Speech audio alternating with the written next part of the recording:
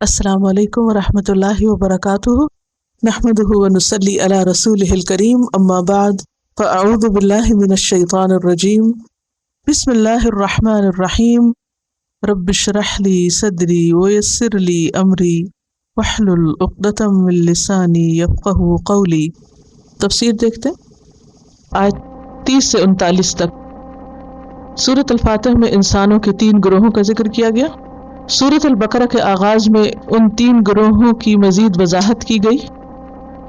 اس کے بعد تمام انسانوں کو اللہ کی عبادت کا پیغام دیا گیا، اللہ کی عبادت کی دعوت دی گئی، اور انسانوں کی زندگی کا مقصد بیان کیا گیا اور اس کے لیے دلائل دیے گئے۔ توحید کے پیغام، اللہ کی عبادت کی دعوت کے بعد رسالت کو ثابت کیا گیا۔ محمد صلی اللہ علیہ وسلم کی رسالت کی گواہی قرآن کے ذریعے دلائی گئی، اور اب اس زمین پر انسان کی تاریخ کب سے شروع ہوتی ہے اور کیسے شروع ہوئی اس کا ذکر ہے۔ تو یہاں پر ہم دیکھتے ہیں ابو البشر آدم علیہ السلام کی تخلیق اور زمین پر ان کی آمد کا واقعہ کیسے ہوا، کچھ اس کی تفصیل، تاکہ ہم اپنے مقام اور اپنی حقیقت کو پہچان سکیں۔ وَإِذْ قَالَ رَبُّكَ، اور وہ وقت یاد کرو جب تیرے رب نے کہا تھا، اے محمد صلی اللہ علیہ وسلم، آپ کے رب نے ایک موقع پر کہا تھا، کس سے؟ للملائکہ، فرشتوں سے۔ کیا کہا تھا؟ انی جاعل فی الارض خلیفہ، کہ میں زمین میں ایک جانشین پیدا کرنے والا ہوں۔ جانشین کس معنی میں؟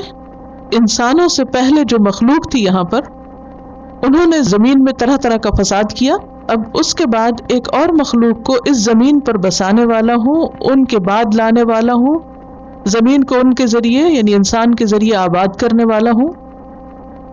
اور خلیفہ کا عام طور پر جو معنی اقتدار کے معنوں میں یا اقتدار کے کانٹیکسٹ میں آتا ہے، بعض نے یہاں اس سے مراد وہ لیا ہے، لیکن بات یہ ہے کہ آدم علیہ السلام کو زمین میں کوئی حکمران بنا کے نہیں بھیجا جا رہا تھا، اور آدم علیہ السلام آ کر کوئی حکومت قائم کرنے والے نہیں تھے، اس لیے یہاں خلیفہ سے مراد وہ خاص ٹرم خلیفہ کی نہیں ہے، بلکہ اس سے مراد زمین کی آباد کاری کی طرف اشارہ ہے کہ زمین پر انسان کی آمد ہے اور اس کے با اختیار ہونے کی طرف اشارہ ہے، کیونکہ آپ دیکھیں خلیفہ کے پاس اختیار بھی ہوتا ہے، تو یہاں پر خلیفہ کا لفظ انسان کے با اختیار ہونے کی طرف اشارہ کر رہا ہے کہ زمین پر ایک ایسی مخلوق پیدا کرنے والا ہوں جو با اختیار ہوگی، اور جب وہ مرے گا تو اس کے بعد اس کی اولاد آئے گی، پھر اس کی اولاد کی اولاد۔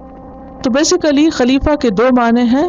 نمبر 1 تو خود آدم علیہ السلام جو جنوں کے بعد ایک نئی مخلوق یعنی انسان کی زمین پر آباد کاری کا آغاز کرنے والے تھے، اور دوسرا معنی جنریشنز، اور واحد بول کر جمع مراد ہے، جیسے قرآن مجید میں بھی آتا ہے وَيَجْعَلُكُمْ خُلَفَاءَ الْأَرْضِ، کہ اس نے تمہیں زمین کا خلیفہ بنایا۔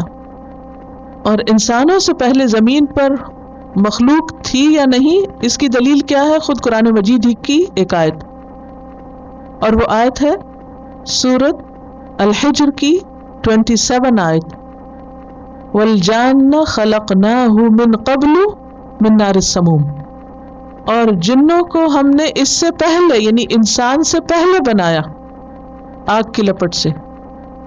قالو، انہوں نے کہا، کنہوں نے؟ فرشتوں نے۔ کیا کہا؟ اتجعلو، کیا تو بنائے گا، فیہا، اس میں، کس میں؟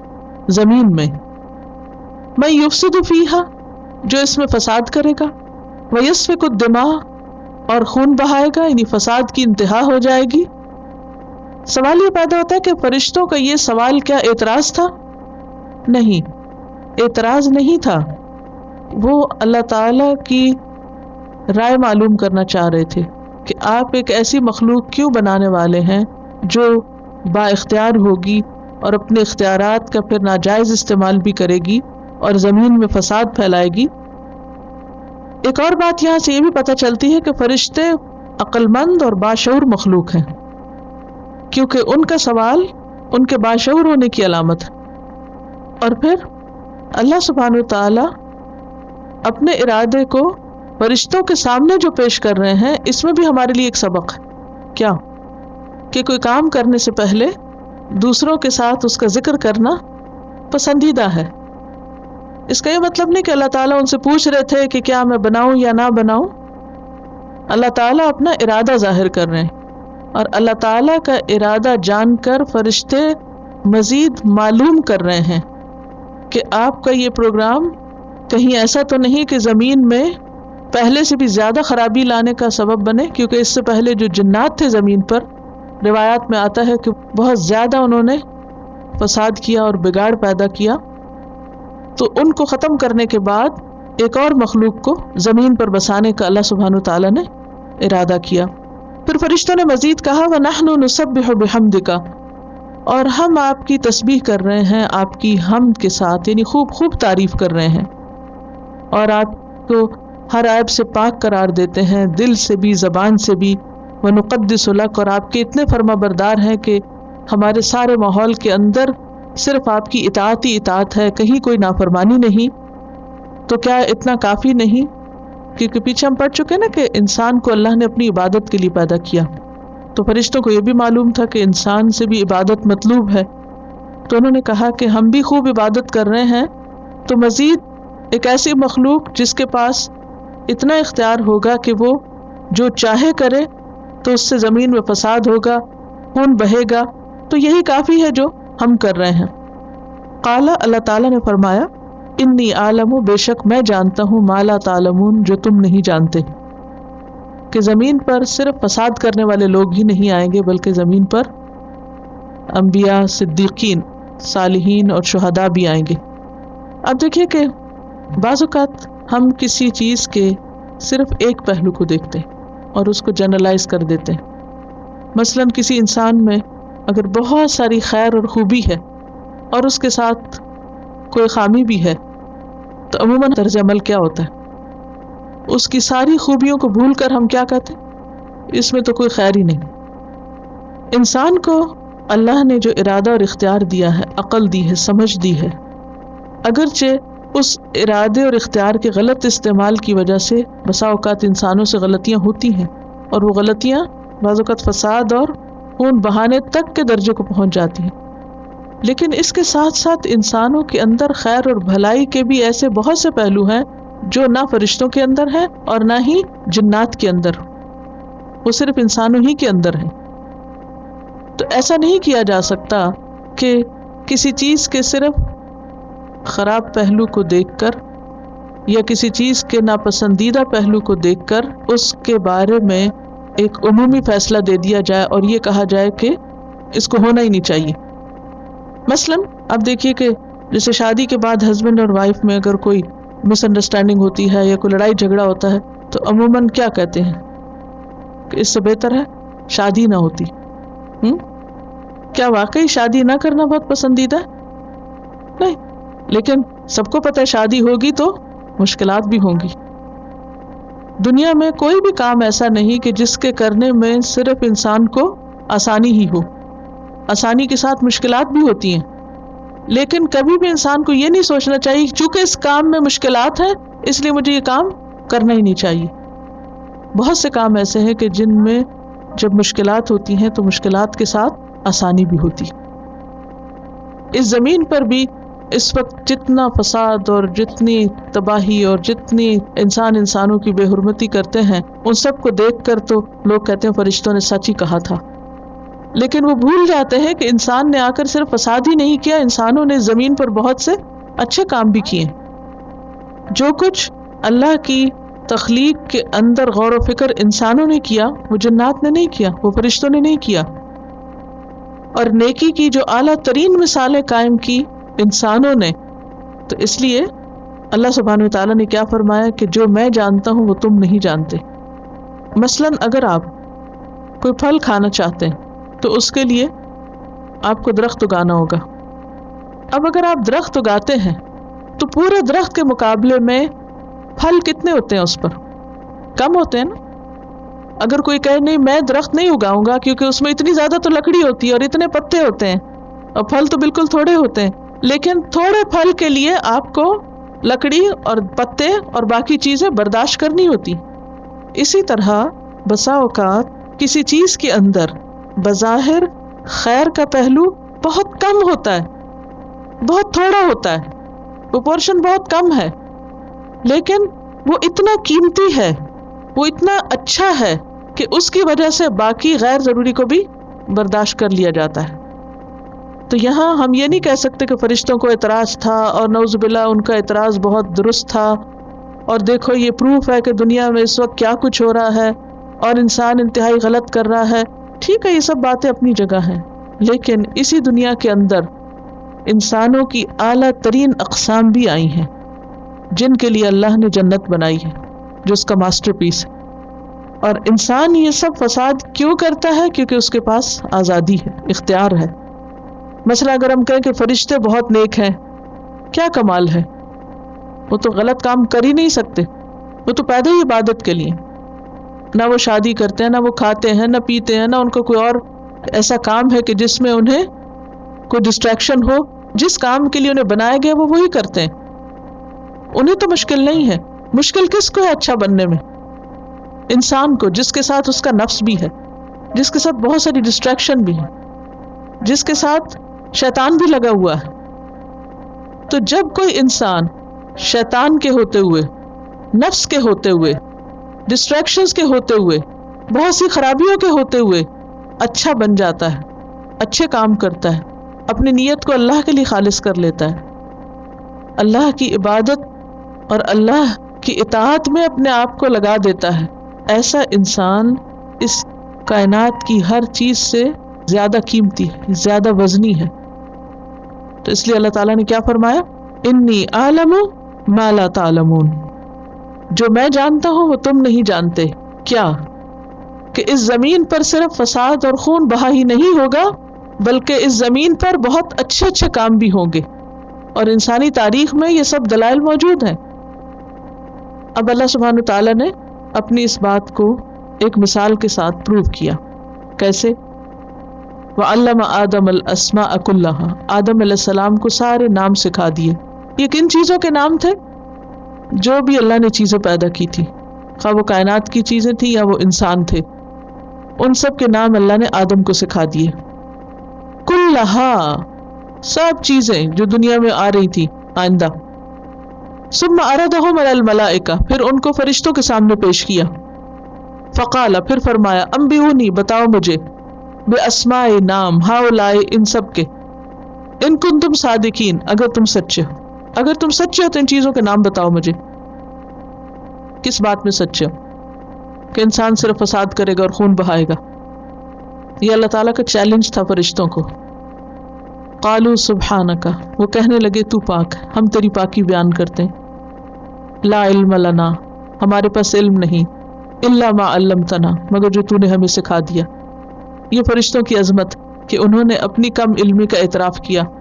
بعض اوقات ہمیں بھی کسی بات کا پتہ نہیں ہوتا، لیکن ہم مانتے نہیں، ہم بحث شروع کر دیتے ہیں اور اپنی غلطی کو سچائی یا درست ثابت کرنے کی کوشش کرتے ہیں. انک انت العلیم الحکیم، بے شک تو ہی علم والا ہے، حکمت والا ہے. اور یہ ایک حقیقت ہے، ولا یحیطون بشیء من علمہ الا بما شاء، کہ مخلوق اللہ کے علم کا احاطہ نہیں کر سکتی. اللہ کا علم ہر چیز پر چھایا ہوا ہے، ہر چیز سے بڑھ کر ہے.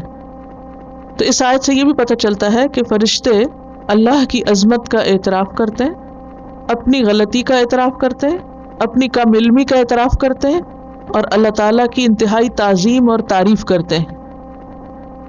قال یا آدم انبئہم باسمائہم، اللہ تعالیٰ نے فرمایا اے آدم اب تم انہیں ان سب چیزوں کے نام بتاؤ. فلما انبأہم، پھر جب اس نے ان کو بتا دیے، باسمائہم، ان سب چیزوں کے نام، قال، تو اللہ تعالیٰ نے فرمایا الم اقل لکم، کیا میں نے تم کو کہا نہ تھا؟ کس کو؟ فرشتوں کو. انی اعلم غیب السماوات والارض، کہ میں جانتا ہوں آسمان و زمین کے غیب. وَأَعْلَمُ، اور میں جانتا ہوں، مَا تُبْدُونَ وَمَا كُنْتُمْ تَكْتُمُونَ، جو تم ظاہر کرتے ہو اور جو تم دل میں چھپاتے ہو. فرشتوں نے کیا ظاہر کیا تھا؟ اپنی رائے کا اظہار کیا تھا نا. اور دل میں کیا چھپا ہوا تھا ان کے؟ کہ ہماری عبادت ہی کافی ہے، اب مزید ایک اور مخلوق کس لیے؟ اس کا آپ ایک ایسی مثال سے بھی سمجھ سکتے ہیں، جیسے ماں باپ کے بچے ہوتے ہیں نا، تو اگر مثلاً ماں باپ اپنے بچوں کے سامنے یہ کہیں کہ اب ہم چاہتے ہیں کہ تمہارا ایک اور بہن بھائی ہو جائے، تو وہ کیا کہیں گے کہ ہم کافی نہیں؟ اور بعض اوقات کہیں گے اور بعض اوقات دل میں رکھیں گے، کیونکہ یہ بھی ایک عمومی سی نفسیات ہے انسان کی یا مخلوق کی کہ وہ اپنے علاوہ دوسرے کا وجود برداشت نہیں کرتا.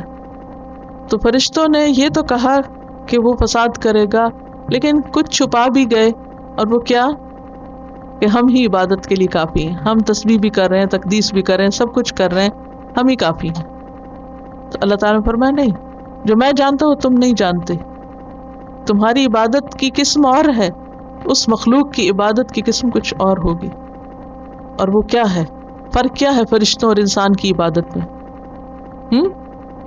فری ول اور چوائس کے ساتھ، اپنی مرضی کے ساتھ، ساری ڈسٹریکشنز کے ہوتے ہوئے پھر اللہ کی طرف آنا اور پوری محبت کے ساتھ آنا اور ہر چیز کو پیچھے کر کے آنا.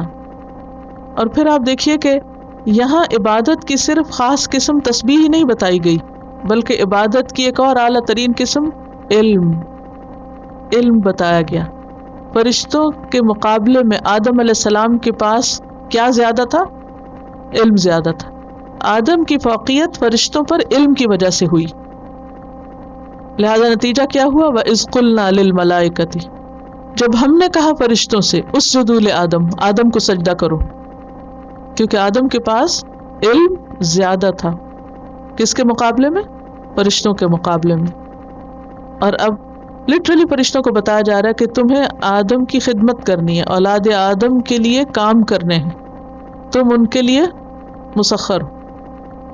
فسجدوا، ان سب نے سجدہ کیا، الا ابلیس، سوائے ابلیس کے، ابا، اس نے انکار کر دیا، واستکبر، اور بڑا بننا چاہا، وکان من الکافرین، اور کافروں میں سے ہو گیا، انکار کرنے والوں میں شامل ہو گیا.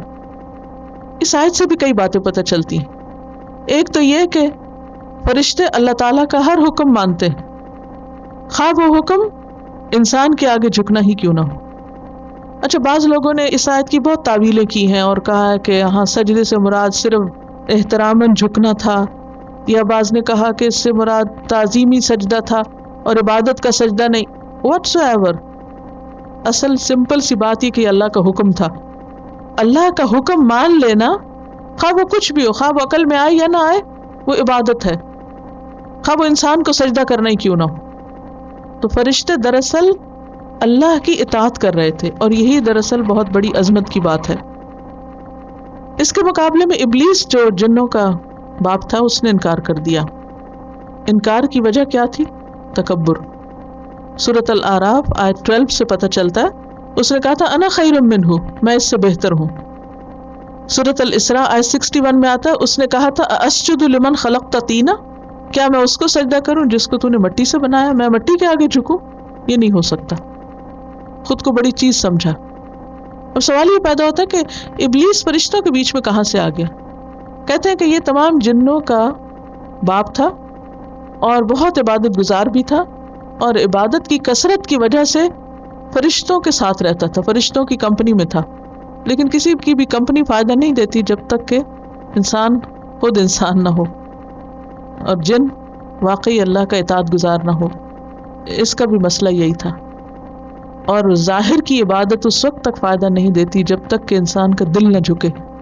اور اصل سجدہ اور عبادت کیا ہے؟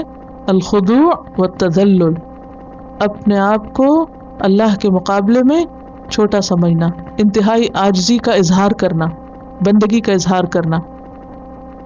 اس آیت سے ایک اور بات پتہ چلتی ہے کہ انسان کے سامنے دو طرح کے رویے ہیں، ایک ہے شیطانی رویہ اور ایک ہے فرشتوں جیسا رویہ. اب چوائس انسان کی ہے کہ وہ کس طرف جاتا ہے. ابلیسی رویہ یا شیطانی رویہ کیا ہے؟ تکبر کا رویہ، انکار کا رویہ، اللہ کا حکم نہ ماننا. اور فرشتوں کا طریقہ کیا ہے؟ اللہ کے حکم کے آگے جھک جانا، خواہ اپنے سے کم تر کے آگے ہی جھکنا کیوں نہ ہو. بعض اوقات ہمارے سامنے والا عمر میں ہم سے چھوٹا ہوتا ہے، علم میں ہم سے کم ہوتا ہے، مگر وہ بات ٹھیک کر رہا ہوتا ہے، تو ہمارا رویہ کیا ہونا چاہیے؟ یہ نہ دیکھیں کہ سامنے والا کون ہے، کیا دیکھیں وہ کہہ کیا رہا ہے۔ بہت سے لوگ کسی کی بات کیوں نہیں مانتے؟ کیا سوچ کے؟ اس کو کیا سمجھ؟ ہماری سوسائٹی میں عام طور پہ کیا کہتے ہیں لوگ؟ عورت تو ناقص العقل ہے، عورت کو کیا سمجھ؟ اور عورت کہہ کے ہاں اس کی بات کتنی بھی ویلیوبل کیوں نہ ہو اس کو نہیں مانتے، یا کوئی علم میں کم ہو۔ بعض اوقات کچھ لوگوں کے پاس علم نہیں ہوتا مگر خدا داد فہم اور صلاحیت اور فراست اور سمجھ اور حکمت بہت ہوتی، اور بہت عقل مندی کی باتیں بھی کرتے ہیں، کیونکہ علم صرف ڈگریاں لینے کا نام نہیں ہوتا۔ تو انسان کبھی یہ نہ سوچے اچھا کون کہہ رہا ہے اور اس کے پاس کون سی ڈگری ہے، یہ نہیں دیکھے، کیا دیکھے کیا کہہ رہا ہے۔ اگر وہ بات درست کر رہا ہے تو اسے قبول کر لے، خواہ کہنے والا کوئی بھی ہو۔ تو انسان کو باعث نہیں ہونا چاہیے، متعصب نہیں ہونا چاہیے۔ اور ہمارے لیے اب دو چوائسیز ہیں، ایک کیا ہے کہ ہم وہ کریں جیسے فرشتوں نے کیا، کیا اللہ کا حکم آیا اور مان گئے، یا پھر وہ کریں جو شیطان نے کیا، کیا تکبر، اپنے آپ کو بڑا سمجھا اور انکار کا رویہ۔ وَقُلْنَا يَا آدَمُ اسْكُنْ أَنْتَ وَزَوْجُكَ الْجَنَّةَ، اور ہم نے کہا اے آدم تم اور تمہاری بیوی اب جنت میں رہو۔ اب امتحان شروع ہو رہا ہے آدم کا۔ آدم فرشتوں کے سامنے مسجود بن گئے، فرشتوں سے زیادہ علم رکھتے ہیں، لیکن اب آگے کیا ہوتا ہے؟ ہم نے کہا اے آدم رہو تم اور تمہاری بیوی جنت میں، وَكُلَا مِنْهَا رَغَدًا، اور وہاں سے جو چاہو کھاؤ، حَيْثُ شِئْتُمَا، جہاں سے تمہارا جی چاہے، وَلَا تَقْرَبَا هَذِهِ الشَّجَرَةَ، لیکن اس درخت کے قریب نہ آنا۔ قرآن ہمیں یہ نہیں بتاتا وہ کس چیز کا درخت ہے، اور ہمیں اس کی ضرورت بھی نہیں، کیونکہ یہ آیات کسی درخت کی ڈسکرپشن دینے کے لیے نہیں ہے، مقصد بیان کرنے کے لیے مثال دی جا رہی ہے۔ فَتَكُونَا مِنَ الظَّالِمِينَ، ورنہ تم ظالموں میں شمار ہوگے۔ اب کئی لوگ کہتے ہیں وہ جنت کون سی تھی؟ وہ کہ دنیا کا باغ تھا، یا آسمان پہ جنت تھی، وہ جنت الخلد تھی یا جنت بری تھی؟ اس سے بھی ہمیں کوئی غرض نہیں، قرآن سے کچھ پتہ نہیں چلتا کہ وہ جنت ایگزیکٹلی کہاں تھی، لیکن اشارہ ضرور ملتا ہے کہ وہ جنت کہیں اوپر ہی تھی۔ تو آدم علیہ السلام کو جنت میں بھیجا گیا، کیوں بھیجا گیا؟ امتحان کے لیے۔ امتحان کیا تھا؟ کہ جنت میں بہت سے پھل ہیں، سب کھاؤ جتنا چاہو، لیکن ایک درخت ٹیسٹ۔ اب کیا ہوا؟ شیطان پیچھے پہنچ گیا۔ عباس کہتے ہیں شیطان کیسے جا سکتا ہے وہاں؟ اللہ نے جانے دیا، جاؤ وہاں۔ جب اللہ جانے دے تو پھر اعتراض کی کیا بات ہے؟ فَأَزَلَّهُمَا الشَّيْطَانُ، شیطان نے ان کو پھسلا دیا، سلپ کرا دیا۔ کیسے کیا یہ نہیں پتہ چلتا کہ بالکل سامنے آ کے کھڑا ہو گیا انسان کی شکل میں، یا پھر دل میں وسوسہ ڈالا، کیونکہ وسوسے کا ذکر تو آتا ہے لیکن یہ نہیں پتہ چلتا قرآن یا حدیث سے کہ وہ انسان کی شکل میں سامنے آیا تھا، یا کسی سانپ کی یا کسی اور چیز کی۔ فَأَزَلَّهُمَا الشَّيْطَانُ، شیطان نے پھسلا دیا۔ فَأَخْرَجَهُمَا، دونوں کو نکلوا دیا، مِمَّا كَانَا فِيهِ، اس سے جس میں وہ تھے، یعنی جنت سے۔ اس کی تفصیل آگے سورۃ الاعراف میں آئے گی، پوری ڈیٹیل کے کیا کیا کیا اس نے۔ یہاں جتنا اللہ نے بیان فرمایا اسی پہ غور کرنا کافی ہے۔ وَقُلْنَا، اور ہم نے کہا، اِهْبِطُوا، اتر جاؤ، بَعْضُكُمْ لِبَعْضٍ عَدُوٌّ، تم میں سے بعض کے دشمن ہیں۔ بعض کا لفظ آیا ہے، قرآن بتاتا ہے کہ شیطان انسان کا دشمن ہے۔ ان الشیطان لکم عدو فاتخذوہ عدوا، سورۃ فاطر آیت 6، کہ شیطان تمہارے لیے دشمن ہے، اسے دشمن سمجھو، اسے دشمن مانو، نہیں مانو گے تو اپنا نقصان ہے۔ اور بعض نے یہ بھی کہا ہے کہ انسان کا دشمن ہے، اور اگر دیکھا جائے تو میجارٹی تو ایسی ہے۔ وَلَكُمْ فِي الْأَرْضِ، اور تمہارے لیے زمین میں مستقرٌ، ٹھکانہ ہے، رہنے کی جگہ ہے، وَمَتَاعٌ، اور فائدہ اٹھانا ہے، کب تک؟ إِلَىٰ حِينٍ، ایک مقرر وقت تک، ہمیشہ کے لیے نہیں آ رہے، ایک مخصوص محدود وقت کے لیے تمہیں زمین میں بھیجا جا رہا ہے۔ اس آیت سے ہمیں ایک بڑی اہم بات پتہ چلتی، اور وہ کیا؟ کہ اگر کوئی ممنوع درخت کا پھل کھا لے تو اللہ کی رحمت سے دور ہو جاتا ہے۔ دنیا میں اللہ نے بہت کچھ پیدا کیا، لیکن کچھ چیزوں کو ہمارے حرام قرار دیا۔ مثلا قرآن سے ہمیں کیا پتہ چلتا ہے؟ کچھ چیزیں ہیں نا حرام، ان حرام چیزوں کے قریب نہیں جانا چاہیے۔ اسی طرح جیسے آدم علیہ السلام کو کہا تھا لا تقرب هذه الشجرة، اس درخت کے قریب بھی نہ پھٹکنا، کھانا تو دور کی بات، پاس سے بھی نہ گزرنا۔ یہ کیوں کہا پاس سے نہ گزرنا؟ کیونکہ جب انسان حرام کے قریب جاتا ہے تو پھر آہستہ آہستہ پھسل جاتا ہے، اس کو پھر ایک احساس ختم ہو جاتا ہے گناہ کا، پھر اس کے اندر سلپ ہو جاتا ہے۔ لیکن یہاں یہ بھی پتہ چلتا ہے کہ اگرچہ انسان غلطی کر جاتا ہے اور اس سے بھول بھی ہو جاتی، پھسل جاتا ہے، لیکن اللہ کی رحمت کا دروازہ ہمیشہ کھلا رہتا ہے، اس کے لیے ریپینٹنس کے بھی مواقع موجود ہیں۔ فَتَلَقَّى آدَمُ مِن رَبِّهِ كَلِمَاتٍ، تو سیکھ لیے آدم نے اپنے رب سے کچھ کلمات۔ یہ کلمات کیا تھے؟ اس کی تفصیل سورۃ الاعراف میں ملتی ہے، آیت 23۔ ربنا ظلمنا انفسنا وان لم تغفر لنا وترحمنا لنکونن من الخاسرین۔ فتلقى آدم من ربه کلمات، تو آدم نے اپنے رب سے کچھ کلمات سیکھ لیے۔ فتاب علیہ، تو جب آدم نے وہ کلمات پڑھے تو اللہ تعالیٰ آدم پہ مہربان ہوا۔ انہ هو التواب الرحیم، بے شک وہ بہت زیادہ توبہ قبول کرنے والا ہے، الرحیم بہت رحم فرمانے والا ہے۔ اس آیت سے ہمیں اللہ سبحانہ وتعالیٰ کی رحمت کا پتہ چلتا ہے کہ وہ کس طرح توبہ کی توفیق بھی دیتا ہے اور توبہ کرنے کا طریقہ بھی سکھاتا ہے اور اس کے لیے کلمات بھی سکھاتا ہے۔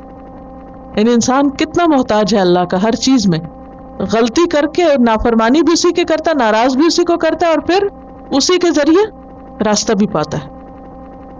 اور بندے کی توبہ قبول ہوتی ہے جب تک کہ مرنے کا وقت نہ آ جائے۔ لیکن اب کیا ہوا، چونکہ زمین کے لیے انسان کو پیدا کیا گیا تھا تو زمین میں بھیجا جا رہا ہے۔ قُلْ اهْبِطُوا مِنْهَا جَمِيعًا، ہم نے کہا سب کے سب یہاں سے اتر جاؤ۔ کہاں سے؟ جنت سے اتر جاؤ یہاں سے۔ سب کے سب کیا مراد؟ یعنی آدم، حوا اور پھر ان کی آگے اولاد بھی، کیونکہ زمین کے لیے تو پیدا کیے گئے تھے۔ فَإِمَّا يَأْتِيَنَّكُم مِّنِّي هُدًى، اور ساتھ ہی ایک میسج بھی دیا کہ اگر میری طرف سے تمہارے پاس کوئی ہدایت آئے، فَمَن تَبِعَ هُدَايَ، تو جو میری ہدایت کی پیروی کرے گا، فَلَا خَوْفٌ عَلَيْهِمْ وَلَا هُمْ يَحْزَنُونَ، تو ان کے لیے نہ کوئی خوف ہوگا اور نہ وہ غمگین ہوگے۔ تو اس سے ہمیں ایک بہت بڑا سبق ملتا ہے کہ خوف اور غم سے بچنے کا نسخہ کیا ہے؟ اللہ کی بھیجی ہوئی ہدایت کی پیروی۔ اگر انسان اللہ کی ہدایت سے غافل ہوگا، اس کو بھول جائے گا، تو پھر کیا ہوگا؟ زندگی خوف اور غم کا شکار ہوگی۔ اور اگر دنیا میں کسی طرح انسان نے اپنے آپ کو بہلا بھی لیا تو آخرت میں وہ خوف سے نہ بچ سکے گا اور پھر ہمیشہ کا پچھتاوا ہوگا۔ والذین کفروا وکذبوا بآیاتنا، اور وہ لوگ جنہوں نے کفر کیا اور ہماری آیات کو جھٹلا دیا، اور کفر سے مراد اللہ کا انکار، اللہ کے احکام کا انکار، وکذبوا بآیاتنا، اور ہماری آیات کو جھوٹا ثابت کیا، یعنی اللہ کے احکامات جو قرآن میں آئے ان کو نہیں مانا اور اس کے علاوہ کائنات کی نشانیوں سے بھی سبق نہ سیکھا۔ اولئک اصحاب النار، یہی لوگ آگ کے ساتھی ہیں، آگ ہی کے ساتھ ان کی زندگی بسر ہوگی آئندہ۔ ہم فیہا خالدون، وہ اس میں ہمیشہ ہمیشہ رہنے والے۔ کفر کی کئی اقسام ہیں۔ وہ کفر جو انسان کو ملت سے خارج کر دے، اس کا انجام ہمیشہ کی آگ ہے۔ اور یہ کس کے لیے ہے؟ اس کوڑے کے لیے، ویسٹ کے لیے، جو اپنے مقصد کو پورا نہ کر کے ہمیشہ کے لیے جلنے کے لیے چھوڑ دیا جائے۔ دنیا میں کس چیز کو جلایا جاتا ہے؟ ویسٹ پیپرز کو جلا دیتے ہیں، جو فالتو قسم کی لکڑیاں ہوتی ہیں، کوڑا کباڑا سب کچھ ختم کر دیا جاتا ہے۔ اسی طرح پوری پکچر کو سامنے رکھیے، اللہ نے زمین بنائی، زمین میں جو کچھ ہے انسان کے لیے بنایا، پھر انسان کو یہاں بھیجا، انسانوں میں اچھے بھی ہیں اور برے بھی ہیں۔ اللہ تعالیٰ اچھے لوگوں کو اپنی خاص اعلیٰ ترین جنت کے لیے چن لے گا اور باقی سارے کوڑے کو جہنم میں پھینک دے گا تاکہ وہ وہیں جلیں اور سب چیز کی صفائی ہو جائے، اور صرف کون بچے؟ جن کے لیے اللہ نے جنت بنائی ہے، اس خوبصورت ترین مقام کے لیے خوبصورت ترین لوگ جو اللہ کے اطاعت گزار اور فرما بردار ہوں۔ اللہ ہمیں انہی میں شامل کر لے۔ تھوڑا سا ریکپ، آیت 30 سے 39 تک آدم علیہ السلام کی کہانی پڑھی تھی۔ اس کہانی سے کیا سبق لیا آپ نے؟ آپ سب نے اپنے بچپن میں سنی تھی اپنی امی ابا سے یا نہیں؟ آپ نے اپنے بچوں کو سنائی؟ خود سنائیے، کیونکہ ایک یہ ہوتا ہے کہ کسی کتاب سے انسان کہانی پڑھ لے، اور ایک یہ کہ ماں باپ خود بچوں کو کہانی سنائے۔ مجھے آج تک یاد ہے وہ رات جب مجھے یہ کہانی سنائی گئی تھی، اور وہ جو پہلی دفعہ سنی تھی وہ باتیں جس طرح ذہن میں بیٹھی ہوں آج تک نہیں نکلی۔ بعد میں تو انسان بہت دفعہ پڑھتا اور سنتا رہتا ہے. تو بہترین طریقے سے آپ جب بھی سنا سکتے ہیں جب آپ خود اس کو اچھی طرح سمجھ چکے ہوں. اور ہر کہانی کے اندر ایک سبق ہوتا ہے، اور اللہ سبحانہ وتعالیٰ نے جتنی بھی کہانیاں ہمیں قرآن مجید میں سنائی ہیں ان سے ہمیں بہت کچھ سکھایا ہے. اور اگر ہم وہ نہ سیکھیں جو ہمیں سکھایا جا رہا ہے تو پھر فائدہ کچھ نہیں. تو قرآن مجید سے اسی وقت فائدہ ہوتا ہے جب ہم اس سے اپنے لیے کچھ حاصل کریں. اللہ تعالیٰ نے تو پہلے ہی مرحلے پر بتا دیا تھا کہ زمین کے لیے بنایا گیا ہے انسان کو. سزا کے طور پہ تو نہیں کہا جا رہا کہ سزا کے طور پہ انسان کو زمین میں بھیجا جائے گا، وہ تو ایک ٹیسٹ تھا. جب کسی کا امتحان ہوتا ہے، یہ ٹیسٹ ہوتا ہے، تو دونوں آپشنز ہوتے ہیں نا. یہ تو انہوں نے خود ہی مطلب نکال لیا کہ چونکہ انسان فیل ہوا اس لیے دنیا میں اس کو بھیجا گیا. یہ تو اس سے نہیں مطلب نکلتا، کیونکہ اللہ سبحانہ وتعالیٰ نے شروع میں ہی فرما دیا کہ میں زمین میں خلیفہ یا جانشین بھیج رہا ہوں. ایک کریشن پلان ہے اللہ کا جو اللہ سبحانہ وتعالیٰ نے فرشتوں کے سامنے رکھا، ایک تجربے سے گزار کے بھیجا. یہاں ایک بات یاد رکھیے کہ آدم علیہ السلام صرف ایک انسان ہی نہیں تھے، وہ ایک پیغمبر بھی تھے. اور پیغمبروں کو جو علم دیا جاتا ہے وہ علم یقینی ہوتا ہے، اور پیغمبروں کو آزمائش میں بھی ڈالا جاتا ہے. اور یہاں پر آدم علیہ السلام کو دنیا میں بھیجے جانے سے پہلے ایک آزمائش میں ڈالا جا رہا ہے، امتحان میں مبتلا کیا جا رہا ہے. اور امتحان میں جب کسی کو ڈالا جاتا ہے تو اس کے دونوں نتیجے ہو سکتے ہیں. وہ اس امتحان میں پاس بھی ہو سکتا ہے اور وہ اس امتحان میں فیل بھی ہو سکتا ہے. ٹھیک ہے، امتحان کا بہرحال اپنی جگہ فائدہ ہوتا ہے. امتحان کا فائدہ صرف اس وقت نہیں ہوتا جب کوئی پاس ہوتا ہے، امتحان کا فائدہ اس وقت بھی ہوتا ہے جب کوئی فیل ہوتا ہے. کیونکہ کسی امتحان سے گزرنا اور نہ گزرنا برابر نہیں ہوتا. امتحان سے گزرنے سے انسان کو ایک ایکسپیرینس ہوتا ہے، ایک تجربہ ہوتا ہے، اور تجربے کا کوئی بھی نعم البدل نہیں. 10 باتیں آپ کتابوں میں پڑھیں، آپ لیکچر سنیں، لیکن جب تک کسی چیز کو اپنے اوپر ایکسپیرینس نہ کریں آپ اس وقت تک اس کو پوری طرح سمجھ سکتے ہی نہیں. جب تک آپ کسی مصیبت میں مبتلا نہ ہو، کوئی دکھ جھیلے نہ، کوئی تکلیف اٹھائے نہ، تو آپ کو بہت سی باتیں سمجھ میں نہیں آتی. امتحان سے گزرنا ایسا ہی ہے جیسے کسی خام چیز، خام کا مطلب سمجھتے ہیں، را چیز کو بھٹی میں ڈالا جانا، اور جب وہ بھٹی میں ڈالی جاتی ہے تو وہاں وہ تپتی ہے اور کندن بنتی ہے، اور اس کے اچھے برے جوہر جو ہیں وہ کھل جاتے ہیں، صاف خالص چیز سامنے آ جاتی ہے اور باقی بیکار چیز ایک طرف ہو جاتی ہے. اور یہ اس کے بغیر ممکن ہی نہیں. اور ایک اور بات یہ بھی ہے کہ آدم علیہ السلام کے ایکسپیرینس سے صرف ان کو سکھانا مقصود نہیں تھا، اس میں ہم سب کے لیے، اولاد آدم کے لیے ایک بہت بڑا سبق ہے.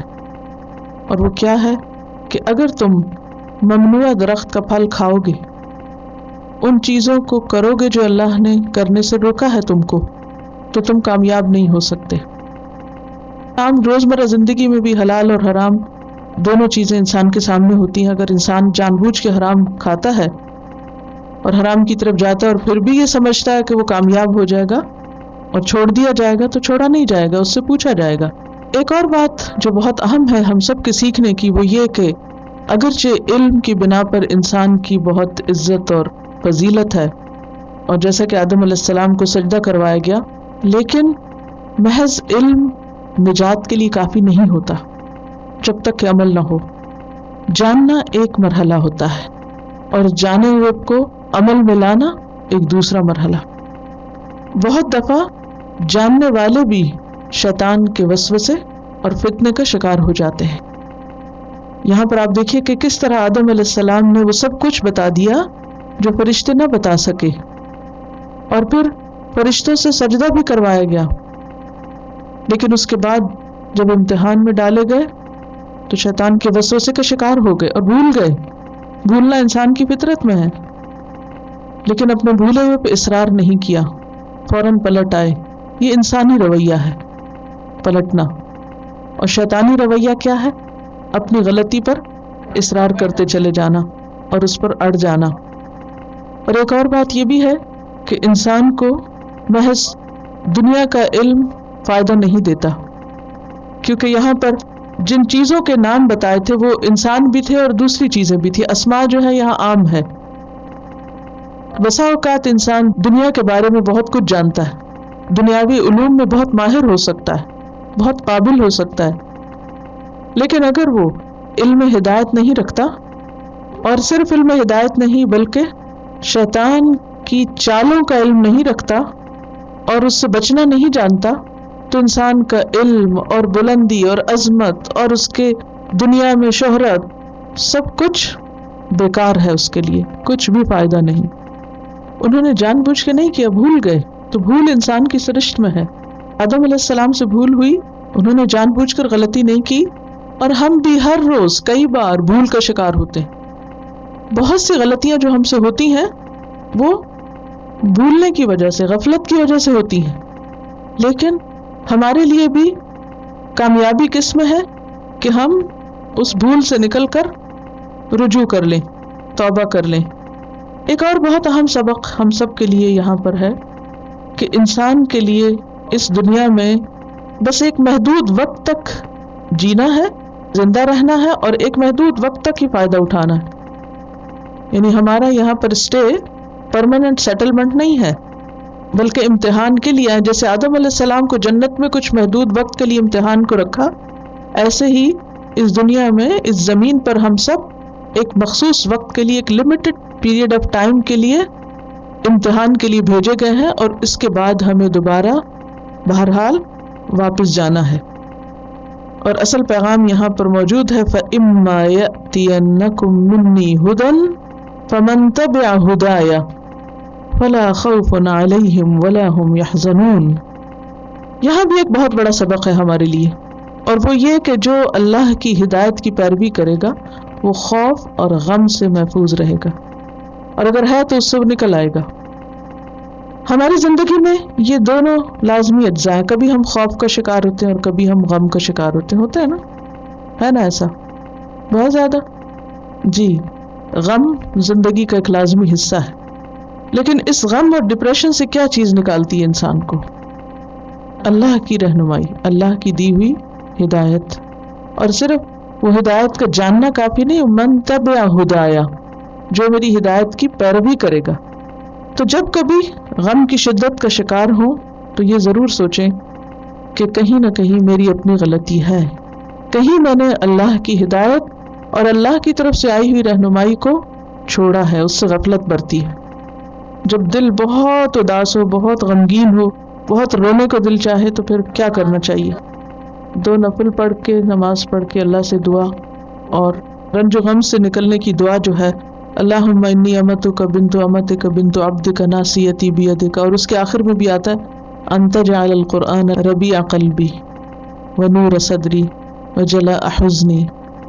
اور یہ حقیقت ہے کہ قرآن مجید سے مضبوط تعلق انسان کے لیے غموں سے نکلنے کا راستہ ہے. کیونکہ ہدن کیا ہے, پیچھے ہم نے کیا پڑھا تھا, ہدایت.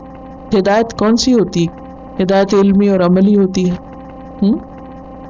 تو فمن تبع ہدایا, جس کو میری راہ مل جائے اور پھر وہ اس کی پیروی بھی کرے, تو اس کے سارے خوف اور غم دور ہو جائیں گے, دنیا میں بھی اور آخرت میں بھی. اس کے علاوہ کوئی اور نسخہ ایسا یہاں نہیں بتایا گیا اتباع ہدایت کے علاوہ کہ جو انسان کو غموں سے آزاد کر دے. ایک اور بہت اہم سبق یہاں سے جو اس کہانی سے ہم کو ملتا ہے وہ یہ کہ تکبر اللہ سبحانہ و تعالیٰ کو سخت ناپسند ہے. ابلیس جو اپنی عبادت کی کثرت کی وجہ سے فرشتوں کا ہم نشین ہو گیا تھا, اپنے آپ کو بڑا سمجھنے کی وجہ سے اللہ کے حکم پر جھکنے کی بجائے اپنی خود پسندی کا شکار ہو کے اس نے جو تکبر کیا, اس بنا پر نہ اسے فرشتوں کی دوستی کام آئی اور نہ اس کی عبادت اور نہ ہی کچھ اور. تو انسان کو کسی بھی چیز کا گھمنڈ نہیں ہونا چاہیے. جو کچھ بھی ہمیں ملا ہوا ہے یہ سب دراصل اللہ کا ہی انعام ہے. اگر ہمیں ہدایت کی توفیق ہوئی یا اللہ نے قرآن جیسی دولت دی, یہ سب بھی دراصل اللہ کا ہی انعام ہے. وآخر دعوانا ان الحمد للہ رب العالمین. سبحانک اللہم وبحمدک نشہد ان لا الہ الا انت نستغفرک ونتوب الیک. السلام علیکم ورحمۃ اللہ وبرکاتہ.